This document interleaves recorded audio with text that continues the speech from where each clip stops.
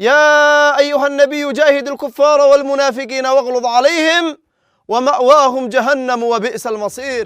চলমান Iran Israel যুদ্ধে নতুন করে আলোচনায় এসেছে দুই রহস্যময় নাম, আবু গালা ও আবু বিসমিল্লাহ। ইসরায়েল ও তার পশ্চিমা মিত্রদের কাছে তারা যেন মূর্তিমান আতঙ্ক, আর সমর্থকদের কাছে তারা হয়ে উঠেছেন মার্কিন ইসরায়েলি আগ্রাসনের প্রতিরোধের প্রতীক। যুদ্ধের ময়দানে যেমন অস্ত্র কথা বলে, তেমনি তথ্য যুদ্ধেও গুরুত্বপূর্ণ হয়ে ওঠেন সামরিক মুখপাত্ররা। সাম্প্রতিক এই সংঘাতে সেই ভূমিকায় সামনে এসেছেন ইয়াহিয়া সারি এবং ইব্রাহিম জুলফাগারি। নিয়মিত ব্রিফিং, কৌশলগত বার্তা এবং মনস্তাত্ত্বিক প্রভাব সব মিলিয়ে তারা হয়ে উঠেছেন আলোচিত দুই মুখ।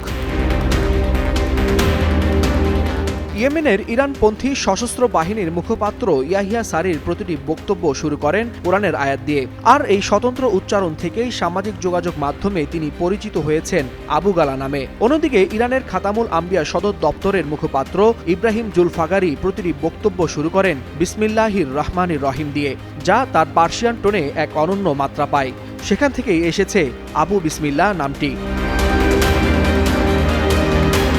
আবু শব্দের আভিধানিক অর্থ বাবা হলেও আরব সংস্কৃতিতে এটি পরিচিতি বা বৈশিষ্ট্যের প্রতীক হিসেবেও ব্যবহৃত হয়। সেই ধারাবাহিকতায় এই দুই মুখপাত্র তাদের স্বতন্ত্র ভঙ্গির কারণেই এমন ডাকনামে পরিচিতি পেয়েছেন। বিশ্লেষকদের মতে আধুনিক যুদ্ধে শুধু অস্ত্র নয়, তথ্য ও মনস্তত্ত্বের লড়াইও সমান গুরুত্বপূর্ণ।